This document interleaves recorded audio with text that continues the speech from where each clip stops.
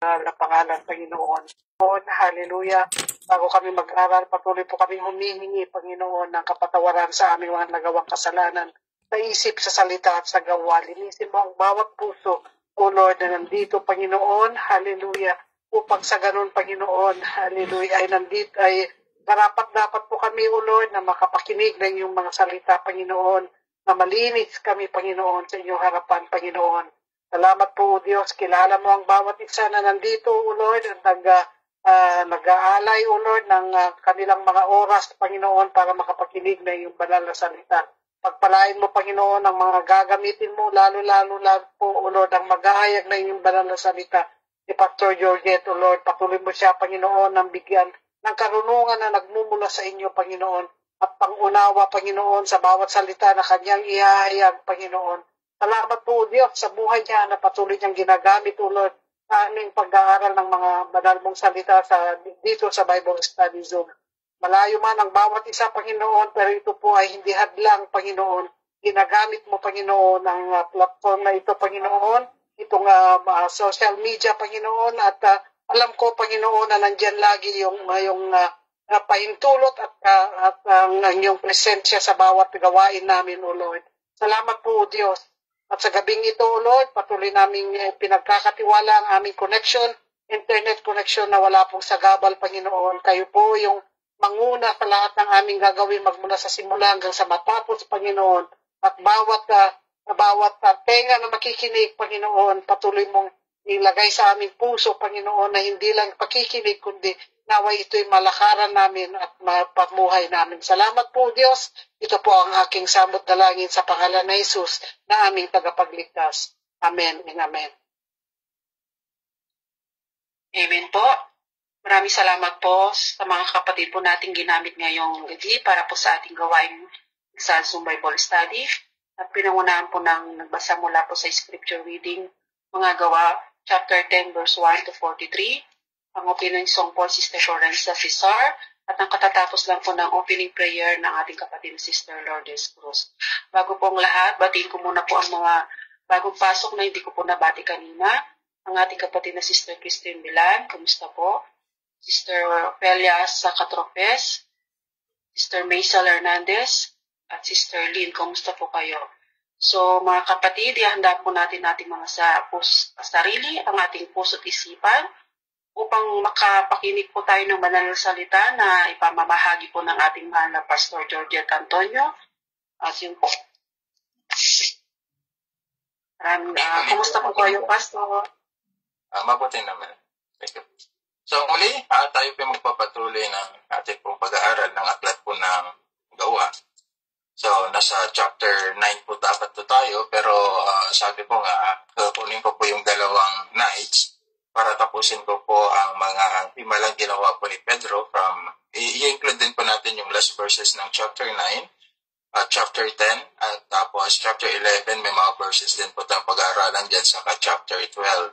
So hopefully na makakaya, no? At isa rin po sa dahilan kung bakit ganun, para mas lalo po nating maintindihan pag nagsimula na po tayong pag-aaralan ng the life of Paul and his mission noong nagpasimula na po yung kanyang paglilingkod sa ating pong Panginoon. Para sa gano'n ay lalong maging malalim po tayo at maunawaan po natin yung mga nangyari sa Book of Acts. Kasi itong dalawang ito talaga, maliban kay Felipe at Stephen, sila na talaga yung naging laman ng kabuang aklat po ng gawa, si Pedro at si Pablo. So tayo manalangin, minsan pa, Panginoon, lubos at kami nagpapasalamat sa patuloy po ninyong kabutihan sa aming pong buhay. Thank you so much for your presence, Lord, and I pray na kayo pa rin, Panginoong Diyos, ang siya patuloy na maluwalhati sa aming pong mga buhay, karunungan at kalaman, ang patuloy pong ibigay sa amin, una yung banal na Espiritu, ang siyang patuloy, Panginoon, na umilos, Panginoong Diyos, upang maunawaan po namin yung mga salita. Again, Lord, darahin ko na kayo po ang siyang patuloy na magpala sa inyong mensahe sa pangalan pa ng Jesus. Amen. So, bago po tayo po dumako sa Acts chapter 10, may naisan po sa aking katanungan na naiwan dahil pwede naman po ganun yung gawin nyo na lang just in case na tawag doon, nag-out po ako or nagli-leave na dahil masyadong maaga na rin po dito kasi pag nasa 1 o'clock na, dahil minsan hindi makaya talaga ng isang oras lang o almost 1 hour ang ating pong pag-aaral. So ang naging katanungan po dito ay patungkol po sa paggamit po sa aklat po ng Roma chapter 2 verse 29, na sabi po doon na pwede bang gamitin ang aklat ng Roma para isang supporting verse po doon sa pinag-aralan po natin regarding the spiritual Jews. Yan po yung bibigyan po natin ng sagot sa oras na ito bago po tayo darako po doon sa ating pong pag-aaral. Ang nakaraan kasing tanong dito, makikita po natin, sabi po doon, anong ibig bang sabihin ng aklat ng Roma chapter 2 verse 29? So, nais ko lang po basahin po sa inyo. Sabi dito, ang tunay na Hudyo ay ang taong nabago ang puso at kalooban ayon sa Espiritu at hindi ayon sa kautusan na susulat.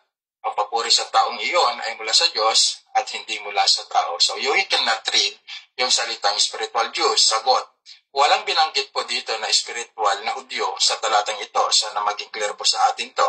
Pangalawa, wala ni isa sa mga sulat ni Pablo na nabanggit ang na mayroong spiritual na Hudyo. Okay? Yang salitang spiritual na Hudyo kasi iba po yung pakahulugan po ng mga gumagamit po nito. And then pangalawa po, nakatandaan po natin, tandaan na ang aklat po ng Roma ay isinulat para sa mga hintil. So, naklear po sa atin yan, at Hudyong mananampalataya. So, it is written for the Jews and to the Gentiles na tumanggap po sa Ebanghelyo ng Panginoong Kristo at sila po sumampalataya at nagsisi sa kanilang mga kasalanan. Now, the question is this. Kung ganoon, kung ang mga hintil na sumasampalataya ay tinatawag halimbawa na spiritual Jews, ito yung tanong. Ano naman ang itatawag natin sa mga Hudyong sumampalataya? Nakuha po ninyo, ano yung itatawag po natin sa kanila? Samantalang sa ating mga hintil, tatawagin nilang spiritual Jews tayo. Okay? So, pangalawang katanungan, ano naman itatawag natin sa mga Hudyong sumampalataya? Kaya tanong ibig sabihin ni Pablo dito sa Roma chapter 2, Kabanata 2, talata 29. Itinuturo niya na ipinapuuna ko sa mga Hudyong mananampalataya na kung paano nabago ang puso, diwa at kalooban ng mahintel na sumasampalataya sa pamamagitan ng Espiritu, ay dapat ganun din ang mga Hudyong sumasampalataya sa Panginoong Hesus, hindi sa pamamagitan ng pagsunod ng mga lumang batas at tradisyon na naging kaugalian ng mga Hudyo katulad ng pagtutuli. Kasi ini-insist po dito ng mga Hudyo na kailangan matuli ang mga Kristiyano. Ang ibig sabihin, maging Hudyo ka man o hintil, ang pagtutuli sa laman ay wala ng halaga kundi sa pamamagitan ng buhay na binago sa pamamagitan ng Espiritu Santo. Ito yung sinasabi ni Pablo sa tunay. Ito yung sinasabi ni Pablo na ang tunay na Hudyo ay ang tunay na nabago sa pamamagitan ng Espiritu. Ang ibig pong sabihin po dyan ay na born again. That is John chapter 3. At nagkaroon ng bagong buhay, that is in the book of 2 Corinthians chapter 5 verse 17. Kaya't hindi po akma na tawagin na spiritual Diyos ang isang mananampalataya kay Kristo na hindi Hudyo dahil hindi naman siya naglilipat ng physical citizenship. Ano bang paggamit po kasi ng marami? Gusto nilang i-claim that even us as a Gentile, lagi na lang sinasabi na kailangan maging Hudyo din tayo katulad nila para maging kasapi doon sa pagpapalang binitawan ng Panginoong Diyos doon sa lumang tipan at maging sa bagong tipan. Hindi po. Kasi ito yung lagi sinasabi sa inyo, may ibang batas na ginawa ang Diyos para sa mga Hudyo at sa atin. Sa batas na yan, mayroon isang batas din na ginawa para po sa atin at para sa kanila. At yan po, yung batas na ginawa ni Kristo na tayo pinag-isa ng mga bilang Hudyo at bilang hintel na mananampalataya. So, dapat matandaan po natin yun. Kasi yung spiritual Diyos kasi sa mindset ng karamihan, parang physical citizenship o parang heavenly citizenship, etc. Actually, may citizenship naman talaga tayo. We are aliens, sabi po in the book of Peter. Pero hindi po pinalitan ni Pedro na tayo po ay spiritual Jews. Gentiles and Jews are reserved to the grace of God both. Dapat yung pumakita natin. So, dahil hindi po siya naglilipat ng physical citizenship when he believed the gospel, tandaan pa natin, and again, wala pa sa Biblia at sa mga turo ng mga apostol, maging ang Panginoong Kristo ang patungkol sa spiritual Jews. Yan po yung kasagutan sa unang tanong. Pangalawa, maaaring bang gamitin ang talatang ito ng Roma chapter 2, verse 29 bilang supporting verse sa spiritual Jews? Ang sagot, hindi. Unang-una, dahil ang konteksto po ng Romans chapter 2 ay hindi tumutukoy sa spiritual Diyos tulad ng pagpabaluktot ng mga ibang tagapagturo ng ilang kasulatan. Ang spiritual Diyos po ay invento at gawa-gawa lamang ng salitang ito ng mga taong baluktot kung magturo because it is never been supported by the scripture. Papo ninyo. Kasi nga, iba po yung konteksto po ng Roma. Nais ko pong basahin po sa wikang Ingles ang verse 28 saka 29 sa King James Version. Sabi po dito, for he is not a Jew. 28 po yun. Which one of outwardly either is that circumcised which is outward in the flesh? Pero dito naman sa 29, sabi niya, but he is a Jew, not a spiritual Jew. Okay? Which is one inwardly and circumcised in that of heart, in the spirit and not in the letter, whose praise is not of man, but of God.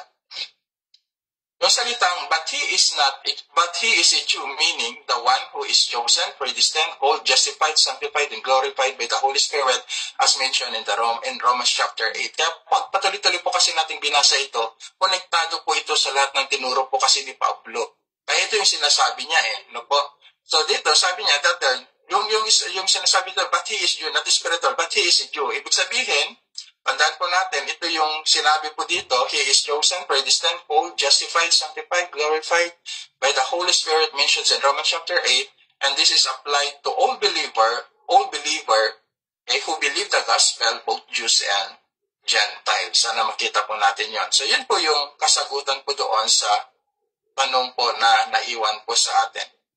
So dapat makita po natin yan. So yun po yung isang bagay na minsan, pag nagbabasa po tayo, huwag na po natin gagamitin ng ibang mga makahulugan or another terms of word, yung mga ginagamit po ng mga ibang yung ginamit po ng sumulat, no?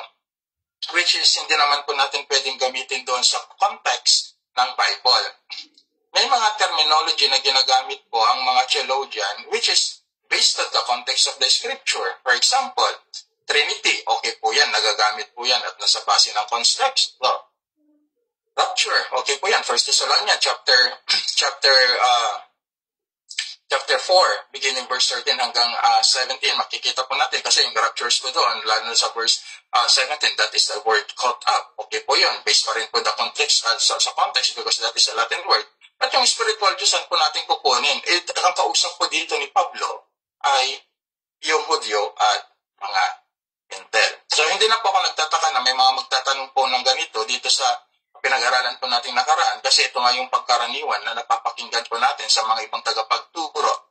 Pero sa akin at sa ibang mga ngaral po, ay talagang tinitignan po namin yung dapat nating may paunawa hanggat maaari sa mga nakikinig.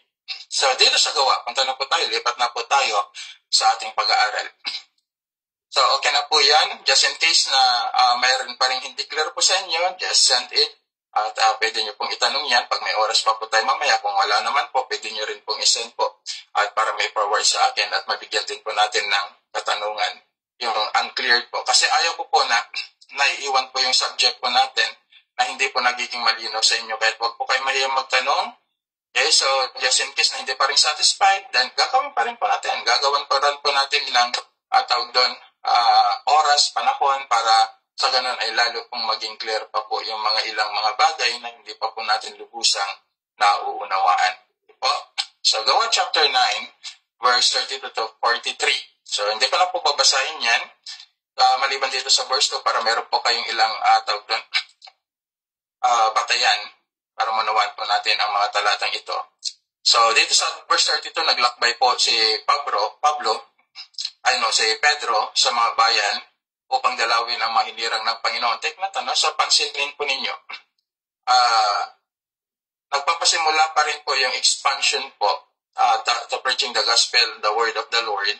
Ang nagagamit na po talaga yung salitang hinirang. Which mean, those people who believe in the gospel, those people who believe and repented for their sin. So dito, dumating po siya doon sa Lydia. So sa Lydia po ito, pag sinabi po nating Lydia, ito po ay sa Lumang Tipan, ito po ay lugar ang Lydia sa Lumang Tipan, ang lugar na ito ay tinatawag na Lu.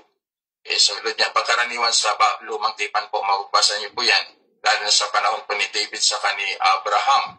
may 10,000,000, may 10,000,000 timog silangan ang Joppa. So ito yung papunta rin po ng Joppa sa pupunta kina Cornelio. Po.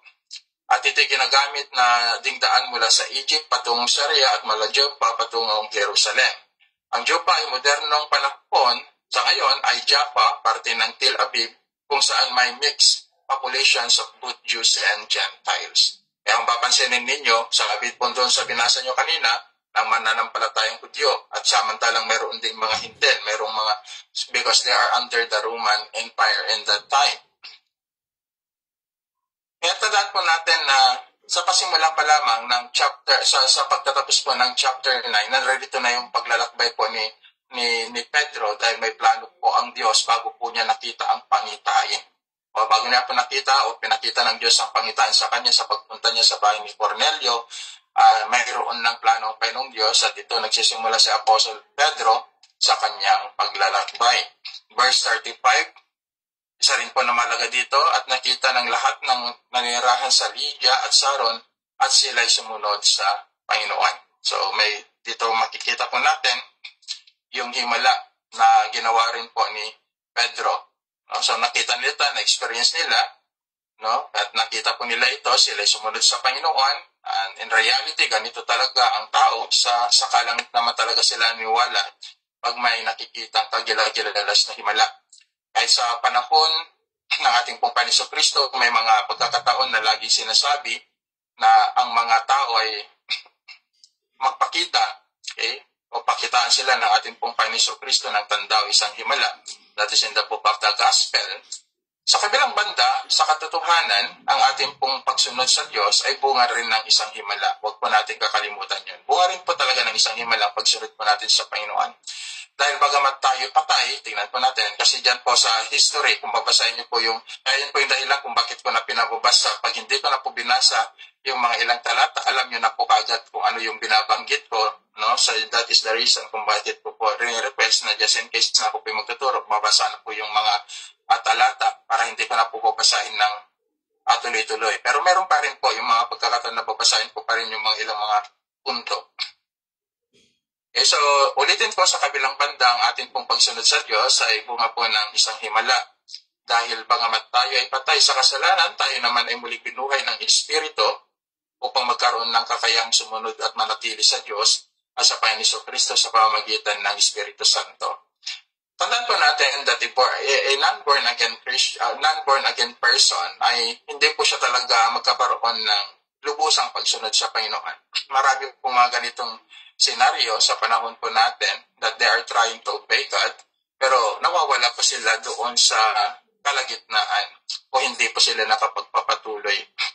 Dahil ang pagtawag po talaga sa atin, meron pong itong kaakibat na pagsunod. Ano man yung mangyari sa buhay po natin, susunod pa tayo sa Kanya. Kaya wag na po kayong magtaka kung sakali man, the only question dun sa mga tao na humihinto, hindi nagpapatuloy, tumatalikod sa Panginoong Diyos, bagamat sila'y nagpapagamit noong unang panahon, the only question is, ligtas ba sila? O di kaya talagang ang pagsunod kaya nila ay ayon lang sa kanilang sarili.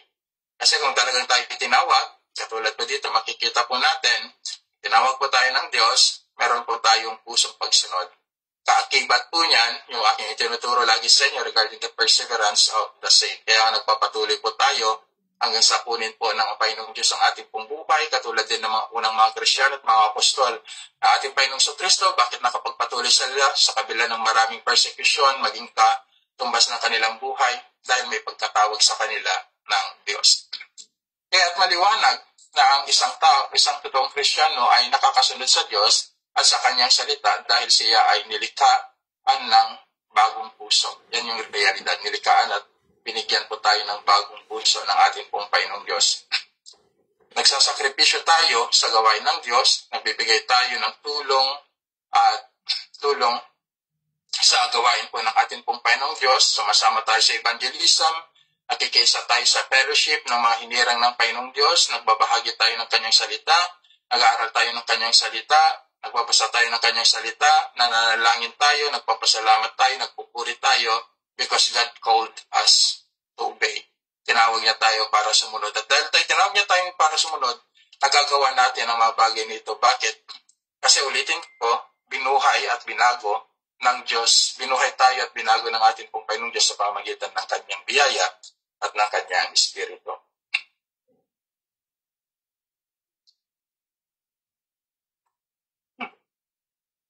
Verse 36 po, patungkol po ito kay Dorcas. Tabita po sa wika sa pangalang Grego. Pamilyar na rin po sa inyo ito kung nababasa niyo po Aklat ng Gawa. Siya po ay isang babae. Sasabi po dito sa verse 36, ay isang babae na ang pangalan ay Tabita sa wikang Grego at ang kanyang pangalan ay Dorcas. Ginugol niya ang kanyang panahon sa pagkakawang gawa ng mabuti, sa pagkakawang gawa ng kabutihan at pagkakawang gawa, I should say. So dito makikita po natin, if we study in verse 34 hanggang 36, it is a clear indication here that the disciple is not only for men, but also for a woman. Alam naman na po natin yan, ano? Na ang mga disipulo o dinidisciple talaga, hindi naman po mga lalaki, maging ang babae. Kasi dito si Dorcas pa tinawag na alagad. And then pangalawa, na mapag-aralan po natin dito, it is a clear presentation that the ministry of a woman is helping and giving, or top ministry of a woman. So, sa Bible po, laging nagiging top ministry po talaga ng mga kalalakihan is to teach and to preach. Okay? Pero sa panahon natin, tinanggap po natin ang turo ng egalitarian ng babae, pwede na rin mag-share at nasalita po ng Panginoong Diyos, depende sa sitwasyon. Okay? And then, dito makikita rin po natin na yung top ministry po ng woman talaga ay helping and giving. So makikita po natin yan, mababasa po natin in the book of, sa aklat po ng Matthew, in the book of Luke, chapter 8, yung mga tagusunod po ng ating pong Panginoong Jesucristo, ng mga kababaihan, sila po yung tumutulong sa kanya pong mga ministry, they are the financial support ng ating pong Panginoong Jesucristo, kaya dapat makita po natin yan, na ministry po yun ng mga kababaihan, maging doon sa panahon po ni Apostle Pablo, panahon po ni Pedro, makikita po natin na may mga kababaihan. Which is, yung pong mga talagang major ministry po nila, is to support the ministry and then to take the widows, lalo na po doon sa mga matatandang mga kababaihan sa kanila pong mga panahon. So ito yung mga top ministry ng mga babae in the New Testament. So, hindi po natin nilalang ang ministry nito. Actually, ang ministry nito nagpapatuloy pa rin. And some people, lagi na lang sinasabi doon sa aklat po, to deny, okay, yung patungkol sa pagbibigay, lagi na sinasabi sa nila, wala akong gift of giving. Ano ngayon? Kung wala kang gift of giving, kailangan mo nang magdamot ba para sa gawin ng Panginoon? Alam niyo po, magkaiba po ito na may misinterpret po nila. Lahat po ng mga Kristiyano ay dapat pong magbigay. Kaya nga po doon sa aklat po ng 1 Corinthians chapter 16, makikita nyo Pablo pleads, okay? Kanya pong hinikayat ang bawat tao na magtambag sa gawain ng Panginoong Diyos through their offering. So kailangan talaga mga Kristiyano nagbibigay, sumusuporta, tumutulong sa gawain ng Panginoong Diyos. Pero yung salitang gift, okay? So yung salitang gift po kasi ito yung mga tao na kahit lahat ng kanilang ari-arian kaya po nilang ibigay. Yun yung diferensya po noon, yung salitang gift. Kaya kung hanapin mo yung gift, yung kaya mong ibigay din lahat-lahat para sa Panginoon, that is a gift. Kaya nga po dito, nandiyan si Bernabe sa natapos nating pag-aralan chapter 4, yung isang nagbigay din po sa chapter 3, at doon sa mga makikita pa po natin sa pag-aaral po natin that they can able to support the ministry, halos ng kanilang mga ari-arian, pinagbinta po nila, that is a gift. Okay, yan po yung talaga dapat nasa meron sa loob ng iglesia. Pero hindi po ibig sabihin noon na mga Kristiyano magiging madamot dahil sabihin na, nandito yung mga giver. Hindi, tayo pong lahat ay dapat giver sa gawain po ng Panginoon. Maliban lamang po sa mga tao talaga na pinagkalooban ng ganitong uri ng pagbibigay that they can able to give everything to them na mayroon po sila dahil nga po ito isang maliwanag sa kanila na kaloob ng ating pong Panginoong Diyos. So dito, makikita po natin sa buhay po ni Dorcas. No? So lahat po binigay po ni Dorcas ang kanya pong mga kakayanan. Okay? So kanyang kaari-arian, ang kanyang lakas para matustusan ang pangangailangan po ng mga kababaihan at ang ministeryo ng ating pong Panginoong Diyos. So that is in chapter 7. In chapter 6, kaya nagselect po sina Pedro at ng mga apostol ng mga taga-ibang ng mga gagawa sa ganitong gawain. So, isa po sa napili ko nila ay sina Stephen. Okay, so kung babalik po tayo sa atin po na pag-aralan. So, isa sa mga karakter na makikita po natin dito sa talatang ito is regarding Dorcas. No? characters of Dorcas that we might learn from her. Unang-una, siya po ay industrious, masipag, o may kasipagan po siya, compassionate, maawain.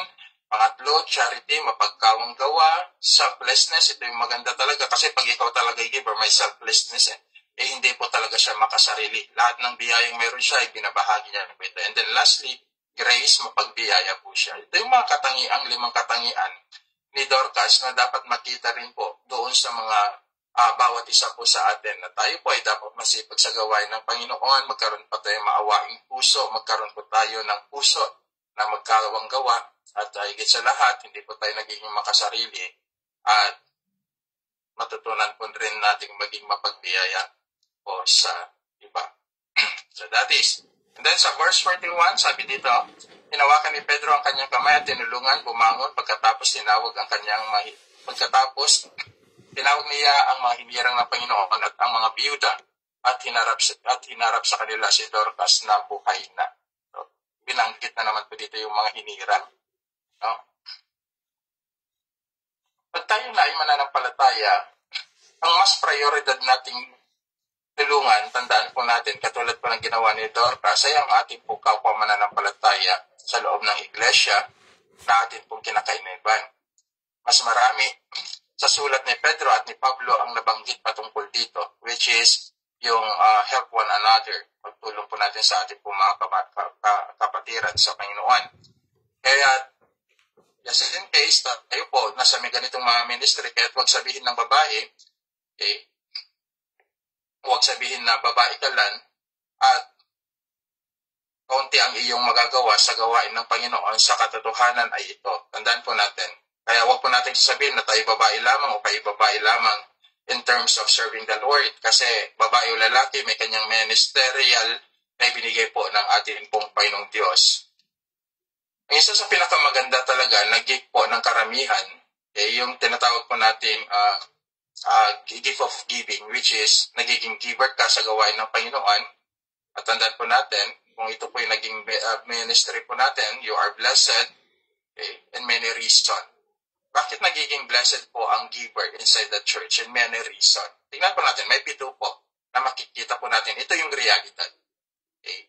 So, if you are giver na mayroong pang gift of giving, you are blessed. Lalo na kung ikaw ay babae na talagang may puso sa gawain po ng Panginoong Diyos. So, unang-una, bakit?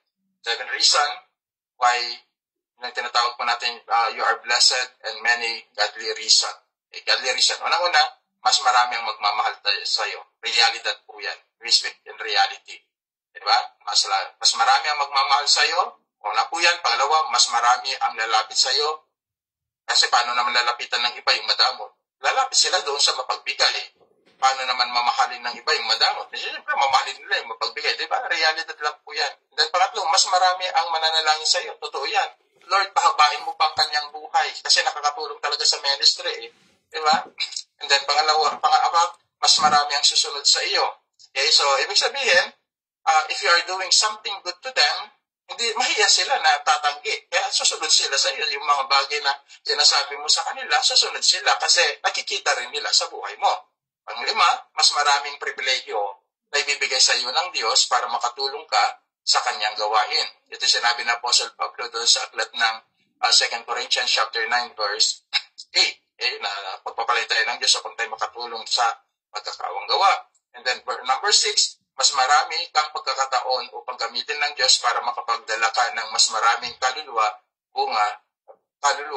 o bunga para sa Panginoon, para sa kalwalatian ng Panginoon. So nagagamit din ang ating pagkakawang gawa na sa mga bagay na ito upang lalo tayong makapagpahikayat pa ng mga tinawag, mga hinirang ng Panginoong Diyos na sumunod sa Kanya. And lastly, pang-pito, mas marami kang pagkakataon para mabahaginan mo ang iba patungkol sa pagmamahal ng Diyos at pagmamahal sa iba.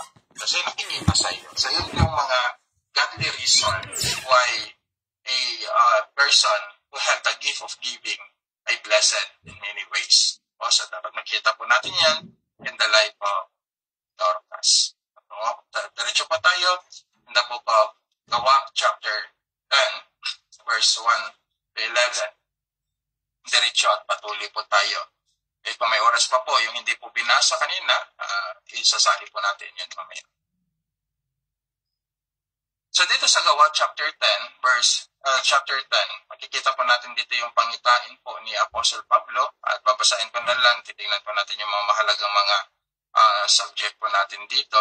Bigyan po natin ng konting background in verse 1 regarding kay Cornelius. Si Cornelius po ay one of the 60 officers in Roman legion, each whom commanded 100 men. So siya po isang opisyal, may mataas na patungkulan, mayroon po siyang mga kawal, mayroon po siyang mga utusan, mayroon po siyang tagasunod. Mataas po ang kanyang posisyon. Siya po ay isang hintel.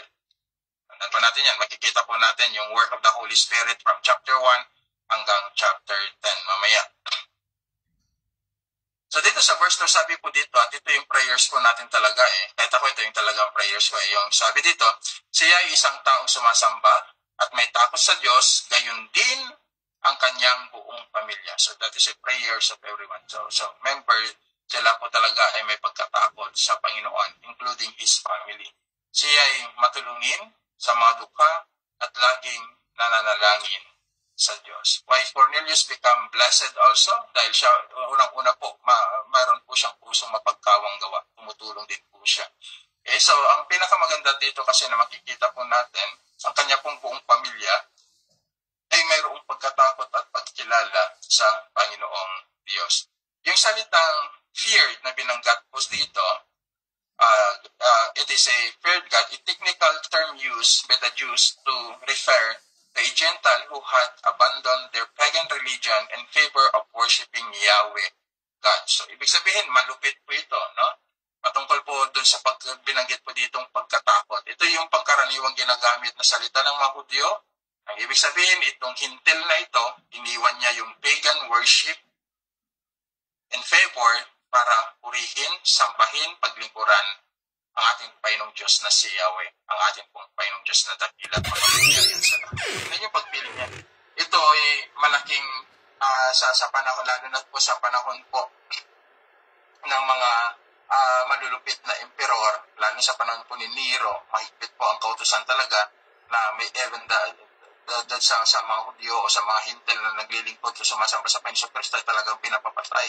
Hindi mas lalo na sa panahon po ni Cornelio, halimbawa, na nalaman nila na siya, iniwan niya yung pagsamba sa mga Diyos-Diyosan at siya po ay naglingkod sa Panginoong Diyos. So, tignan po ninyo yung kanyang pagkatakot. Mas natatakot siya na hindi niya mapaglingkuran ang Diyos na buhay kaysa maglingkod siya doon sa mga Diyos-Diyos ang ginawa ng mga Romano. At tignan din po natin dito that he also, his family, devoted in God, yung kanila pong mabuhay, at naging God-fearing din po ang bawat membro ng kanyang pamilya. Although hindi po mention dito kung ilan po yung kanyang anak. Pero maliwanag po dito, in terms of ginagamit po yung salitang family, of course, meron po siyang mga anak. At may dalawang bagay na lagi po nating tandaan if we want to devote ourselves before the Lord. So pag sinabi nating devoted man or devoted woman, may dalawang lagi nating tandaan. Unang-una, he is prioritizing God first in his life. So if you are devoted really in God, ang priority po natin talaga sa buhay ang Diyos yung mapaglingkuran niya. We are not looking, yung ano yung hinaharap po natin, maging mayaman ka man doon o mahirap, pinipersecute ka man doon o hindi. Basta ang priority mo talaga ay ang sumunod. So that is the word devotion. We are prioritizing God in all aspect in our life. Siya yung priority po natin, siya yung pinaglilingkuran po natin. Bakit? It is reflecting kasi ito sa buhay po natin. In action, in character, and even our inner being. So, ibig sabihin, pag prina-prioritize po natin ang Panginoong Diyos, nagre-reflect ito sa ating kilos, galaw, pananalita, at paglilingkod sa ating pong Panginoon. Nababago po ang ating character at maging ang ating pong buong pagkatao, ito ay makikita mismo, yung totoo nating pagsunod sa Panginoon. So maraming mga Kristiyano, mga professing Christian today, that they are always saying that they are prioritizing God. Sabi nila na mahal nila ang Diyos, pero hindi naman nakikita sa kanilang lubusang pagsunod po dito. So, hindi na po natin kailangan ipagmalaki if we are devoting ourselves before God. Basta isang bagay lang lagi ninyong tandaan, unang-una, na talagang you are devoted yourself before the Lord, you are committing yourself before the Lord, God is your priority in all aspects. Hindi ang trabaho mo, hindi ang pamilya mo, hindi yung love life mo, hindi yung ano pa mang bagay na maaari pong tanggapin sa sanlibutan ito, but God alone. That is the word devoted. Pangalawa, yung salitang devoted, maliban doon, he or she prioritizing God first. Pangalawa, he has, okay? If your heart, pure and sincere heart, ano yung ibig sabihin nun? Maliban kasi doon sa priority ng Panginoon, meron siyang pure and sincere heart, if your heart and mind that speak the truth, and looking for the truth, and living for the truth. So yan po yung ibig sabihin nun. So maliban doon sa priority po natin Panginoon, ang puso po natin ay may sinseridad, okay? Ang puso po natin ay mamuhay, magsalita sa katotohanan. Higit sa lahat, mangaral, okay? Sa katotohanan. Yung salita naman God-fearing, at tandaan din po natin, kaya may pagkakaiba po kasi yung salitang devoted saka God-fearing. A depth reverence for God, which guide his action and the decision and interaction with others. So, ibig sabihin, pag God-fearing ka naman, ito ay mayroong kang paggalang. Kaya natatakot kang gumawa ng mga bagay na mali because you are God-fearing. Ayaw mong tumaliwas lang doon sa kanyang kalooban. Bakit God-fearing ka? Ayaw mo na yung mga bagay. Alam mo kasi na may kaakibat na parusa sa bawat pagsuway natin at paglabag natin doon sa kalooban ng ating Panginoong Diyos. Kaya kung takot ka, hindi mo yung gagawin talaga. So yan po yung ibig sabihin ng God-fearing. At ito yung ginamit talaga dito sa aklat po ng Acts chapter 10 regarding Cornelius. Devoted and God-fearing family. That is our prayer. Every one of us must have a heart and family. Ang priority ay ang Diyos. Na ang ating puso ay may kalinisan that we totally devote ourselves in God. Yan po yung dapat po nating laging ipanalangin. So yan din po talaga yung prayers for that all members of our family be devoted at talagang magkaroon pa ng higit na malalim na pagkatakot sa Panginoon. And I know that every one of you, ito rin po yung laging pinapanalangin po ng bawat isa. Verse 15. Kaya sinabi ko po sa inyo kanina na pinabasa ko po sa iyo para hindi ko na po babasahin. Verse 15, sabi dito, muli niyang narinig ang tinig. Huwag mong ituring na marumi ang nilinis na ng Diyos. Bigyan natin ng konting linaw po ito. Ibig sabihin, hindi lamang inalis ng Diyos ang dietary restriction in the Old Testament. Yung dietary restriction in the Old Testament, ito yung mga pinagbabawal na kainin, which is marurumi sa paningin po ng Mahudyo, pero ito ginagawa po at kinakain po ng Mahintel. Sa halip ay ipinakita niya rito na ang ginawa ng Diyos na posible na magkaisa ang Hudyo at Hintel sa kanyang iglesia sa bagong tipan. So, pinapakita, hindi lang niyang inalis, okay? Pero dito, pinag-isa rin po ng Panginoon. Dalawa po ang ibig sabihin po dito. Pinag-isa na rin po ng Panginoong Diyos ang Hintel at ng Hudyo. Yung cleansed animal representing to the Jews at yung unclean animals representing to the Gentiles. Tandaan po natin. Through Christ, both Jews and Gentiles are united through His blood. Yan po yung maganda.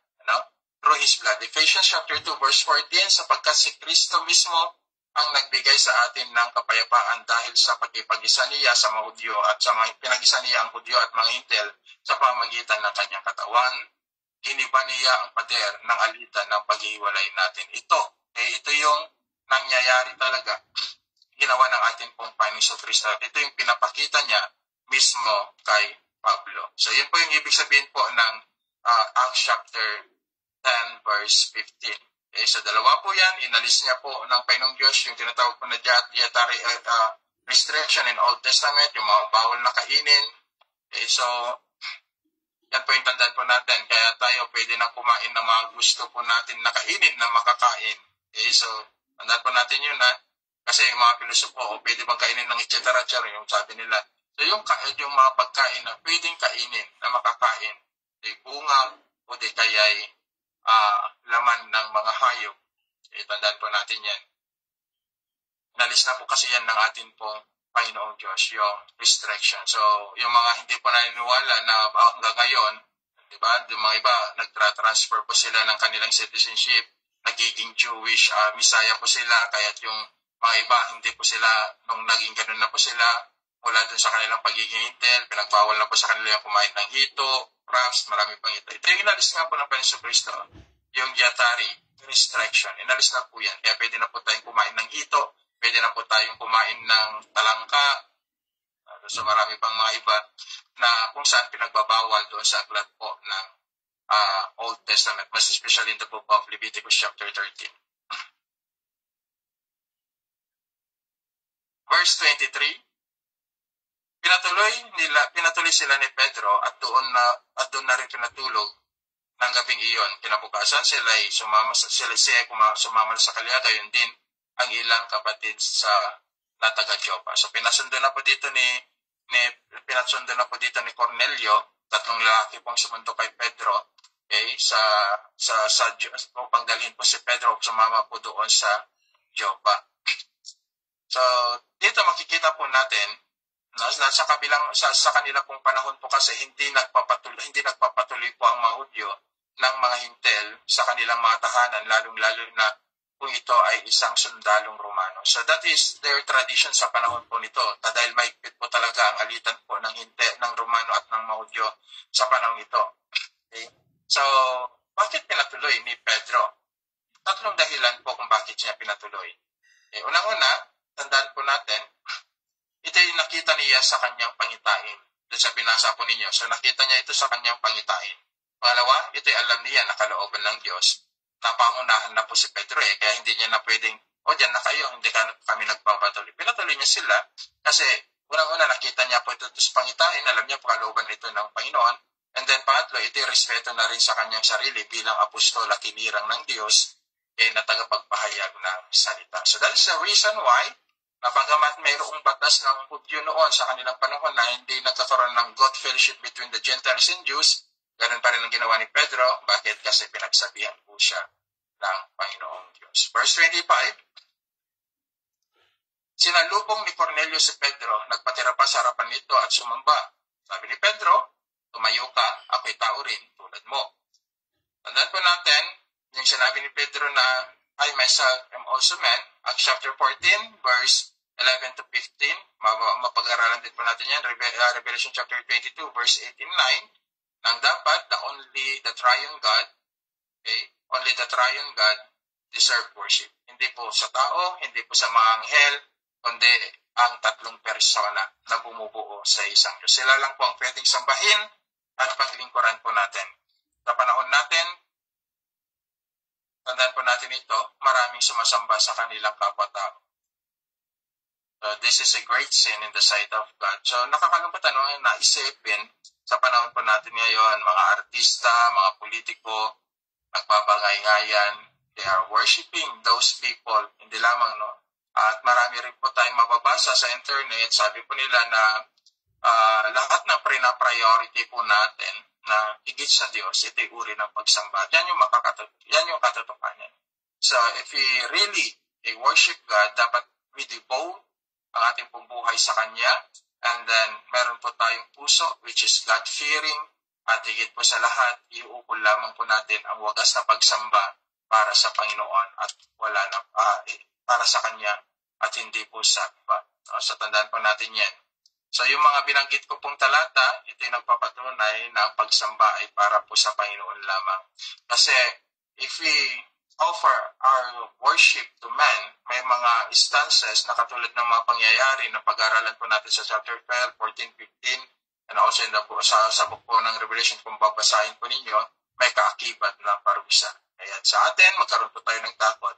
Ang sambahin po lamang po natin sa Espiritu at katotohanan, wala pong iba kundi ang Panginoong Diyos. Verse 28. Sinabi niya, alam naman ninyo na bawal sa isang Hudyo. Sinabi ko na makiabuelo o dumalaw sa hindi Hudyo. Subalit, ipinakita sa akin ng Diyos na hindi dapat ituring na marumi at di karapat dapat pagtitunguhan ang sinuman.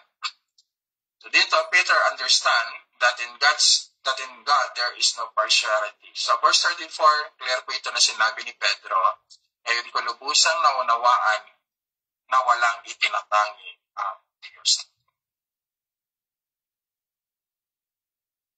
Sinunod ng lubos ni Pedro ang kautosang Hudyo. Tandaan po natin, sinunod ni Pedro ang lahat ng kautosang Hudyo mula pa sa kanyang pagkabata. Ngunit ngayon makikita natin dito sa talatang ito na handa niyang gibain ang lahat ng gibain at talikuran ang lahat ng kultura, tradisyon na kanyang kinamulatan. Masunod lamang ang kalooban ng Diyos. So ito yung pagpapatuloy po niya, pagtanggap po niya sa mga hintel, at ito makikita po natin, walang ibang ninais ni Pedro, kundi ang masunod ang ating pong Panginoon. Ito'y panawagan din po sa bawat isa po sa atin. If we decided to follow Christ, lahat ng alam po natin na hadlang sa pagsunod sa Kanya, ay dapat po nating gibain at alisin para makasunod po tayo ng lubusan sa ating pong Panginoong Diyos. Verse 35, nalulugod siya na sino mang may takot sa kanya at gumagawa ng matuwid kahit taga saang mang bansa. Ibinigay ng Diyos ang kanyang salita sa mga Israelita, ipinahayag niya sa kanilang magandang balita ng kapayapaan sa pamamagitan ni Jesucristo na siyang Panginoon ng lahat. Yung salitang nalulugod siya sa kanino man na may takot sa kanya at gumagawa ng matuwid. Ito po yung general commandment to every one of us, both Jews and Gentiles. Ito isang pagpapaunawa at dapat nating maunawaan na katulad pinag-aralan po natin na hindi na po natin maglipat ng citizenship. Okay? So ito po ay kaunawaan po natin that God accept. Okay? Tandaan po natin, God accept anuman ang ating pinagmulan, anuman ang ating lahi, Hudyo man o hintel, kung tayo ay mayroong pagkatakot, paggalang at pagnanais na mamuhay na matuwid, then para sa Panginoon, tinatanggap po tayo ng Panginoon. Yung salitang Grego kasi dito na word accepted, tandaan po natin, sa Greek word po, ang ibig sabihin po nito is favorable manifestations of the divine pleasure. So, nalulugod po kasi ang Diyos sa mga taong ganito. Yung may pagkatakot sa Kanya, tandaan po natin, at namumuhay ng matuwid. So, napiplis po talaga ang Panginoong Diyos. But although, ganito po yung sitwasyon, alam po natin that God is always working talaga sa mga ganitong mga senaryo at sitwasyon sa atin pong mga buhay. So verse 38, alam ninyo ang tungkol kay Jesus na taga Nazaret at kung paanong pinili siya ng Diyos at pinuspos ng Espiritu Santo at ng kapangyarihan, alam din ninyo na pumunta siya sa iba't ibang dako upang gumawa ng kabutihan sa mga tao at pagalingin ang lahat ng pinapahiran ng Diablo. Nagawa niya ang mga ito sapagkat kasama niya ang Diyos. So dito pinapakita ni Pedro regarding the beginning of Christ's earthly ministry na ating pong Panginoong Kristo, na pag pinag-uusapan po natin ang earthly ministry of our Lord Jesus Christ, makikita po natin yan in the book of Matthew chapter 3 verse 13 to 17 and also in the book of Luke chapter 3 verse 21 to 22. And then of course, magbabasa po natin in Acts chapter 4 verse 27, God the Father anointed Jesus of Nazareth and all this miracle work. Okay, so dapat makita po natin nung siya nagkatawang tao talaga, yan po yung ministry po ng ating pong Panginoong Kristo, magbahagi ng Ebanghelyo, buksan ang puso ng marami at maipunawa sa kanila ang kasalita ng katotohanan upang magsisi po ang mga tao sa kanilang mga kasalanan. And that is the mandate still today na laging sinasabi sa inyo. Ang trabaho lamang po natin is to preach the gospel, teach the truth sa kanila, tanggapin man nila o hindi. Kaya may mga bago tayong natututunan sa ating pong mga pag-aaral na minsan bakit iba doon sa turo. Minsan natin pinag-aaral sa mga turo nila kasi itinatama lang po natin yung mga naging tradisyon at kaugalian pong pagtuturo na wala naman po talaga sa banal na kasulatan. At yan po yung unti-unti ko pong ginagawa, hindi lamang po sa inyo, kundi sa marami pang mga iglesia, no? And then ganun din po naman sa mga katulad po natin ng pananampalataya, ganun din po. Kasi talagang it is hard for those people na nag-govern ng kanilang mga mind and traditional teaching. Minsan, ang dami nilang katanungan, kahit hindi nila mabagtang bitawan, kasi parang ang feeling nila na parang yun yung totoo at natatakot silang iwan yun. Yun yung realidad kasi. Pero just read, study the scripture at makikita po natin pala na mali pala yun at ang katotohanan ay ito yung mga pinag-aaralan po natin. At maging masunurin po tayo sa pagbabasa ng salita ng Diyos at laging nakikinig ng mga biblical preaching. Huwag po tayong alam niyo po kasi hindi ko naman pinagbabawal ang makinig ng mga motivational teaching and preaching or leadership teaching or leadership preaching. Useful naman po yan. Okay? Pero ang nagiging problema, mas namomotivate ang puso natin doon sa mga bagay na yun kaysa doon sa realidad and truth of the scripture.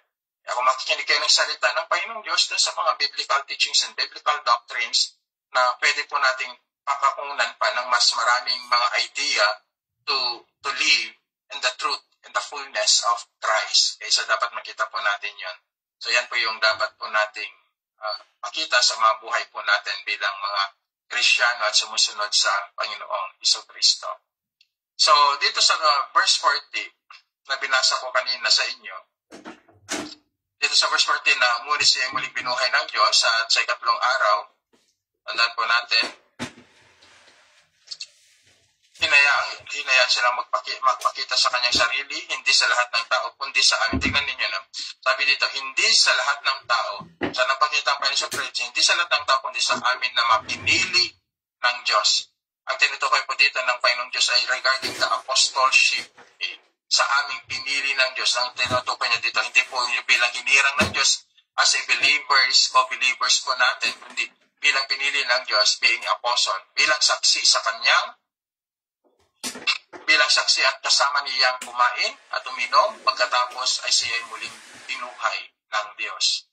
So, ang gawa, Kabanata 10, 40-41, ay nagpapatunay na ang katangian ng isang apostol ay dapat nakasama niya ang Panginoong Hesus sa pagpapakain. Alam na po natin yan, tinuro ko na po sa Hesus sa pagkain, sa pag-inom, at saksi sa kanyang kamatayan at muling pagkabuhay. Tandaan po natin, so hindi katulad po ng mga apostol ngayon, hindi katulad po ng mga professing apostle today, self-appointed. Actually, meron din mga prophets, self-appointed din po yan. Claim nila sila yung propeta, claim po nila na sila yung mga apostle without knowing the biblical scripture.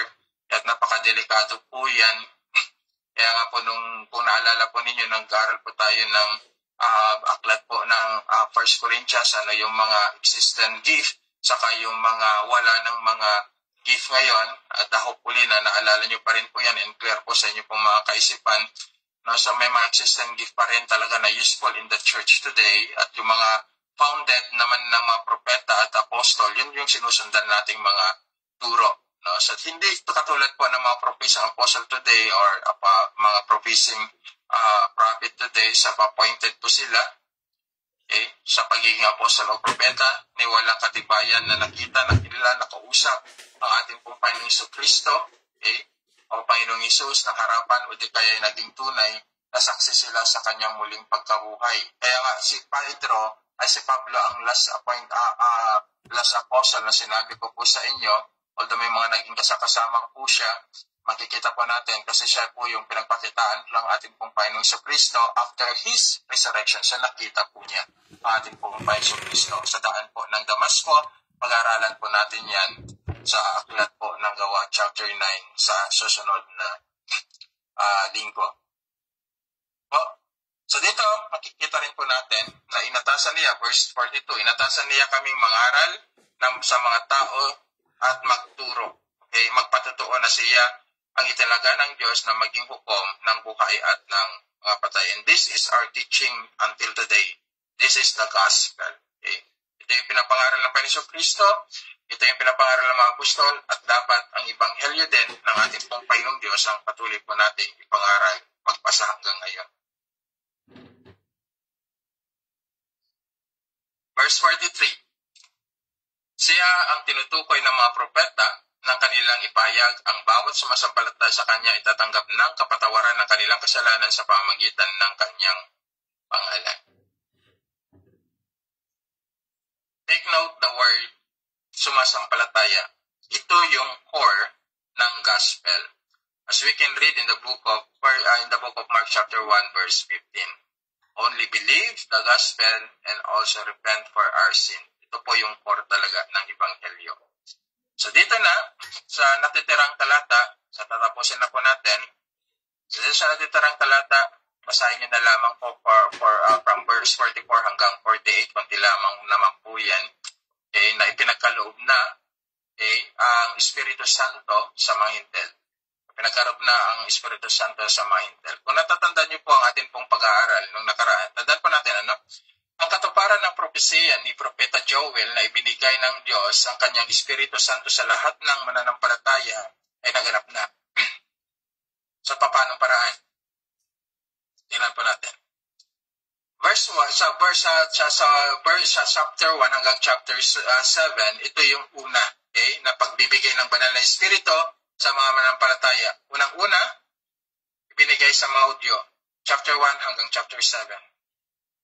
Pangalawa, ibinigay ito sa half Jews and half Gentiles or Samaritans, gawa chapter 8, sa panahon po ni Filipe bilang evangelista. And now, in chapter 10, binigay po sa mga hintel. So, kung babasahin po natin patuloy ito, nagpipid na po yung boses ko. So, dito, makikita po natin, nagsalita si Pedro, verse 44, nang bumaba ang Espiritu Santo sa lahat ng mga nakikinig, namangha ang mga mananampalatayang Hudyo na kasama ni Pedro sapagkat ibinigay din sa mga hintel ang kaloob ng Espiritu. Narinig nila ang mga ito at nagsalita ng iba't ibang wika at nagpuri sa Diyos, kaya't sinabi ni Pedro, tulad natin, sila pinagkalooban ng Espiritu Santo, sino ang makapagbabawal na bautismuhan sila sa tubig? Inutos niya na bautismuhan sila sa pangalan ni Jesus at ng Panginoon Kristo, pagkatapos, iniling nila kay Pedro na manatili paroon ng ilang araw. So, it is given the Holy Spirit to the Gentiles. Dito na yung kabuuan at saklaw. Kaya yung sinabi ko, ang dapat unahin po natin muna ang chapter 10, chapter 11 hanggang chapter 12 para makita po natin yung buhay po ni Apostle Pablo and also the work of the Holy Spirit in the life of Apostle Paul. Dito naman, tomorrow, pag-aralan pa rin natin yung continuations, yung mga ilang part pa ng mga himala na ginawa ni Pedro. Kaya yung mga talata o kabanata na aking pong binanggit sa inyo, nandiyan pa rin po nababanggit si Pedro, pangkaraniwan sa kanyang mga ministeryo. Pero pagkatapos po niyan hanggang chapter 12, meron din tayong kukunin sa mga ibang mga talata na natapos na po nating mga kabanata para sa ganun ay masuportante po natin yung the life of Paul. So, yan po yung salita po ng ating pong Panginoong Diyos. At then hopefully na mayroon po tayong natutunan in the book of Acts chapter 10 regarding the life of Cornelius. So, God bless po sa ating lahat. Manalangin po tayo. Minsan pa, Panginoon, lubusan po kaming nagpapasalamat, Panginoong Diyos, sa patuloy po ninyong kabutihan. Salamat po sa buhay po ni Cornelio na nagpapaliwanag po sa amin, nagpapaunawa po sa amin, Panginoon. Ang banal na Espiritu ay naibinigay na po sa bawat mananampalataya at napakaganda rin po na ang bawat membro po ng aming pong pamilya ay maging God-fearing, Father God, and we devote ourselves to you. Panginoon, likhain niyo nga po kami ng lubusan ng isang puso na handang i-devote po ang aming pong buhay para po sa inyo, isang puso na handang laging natatakot, Panginoon, sa paggawa ng alinmang uri ng kasamaan, mabigyang karaman po namin, Panginoong Diyos, ng kalaguran.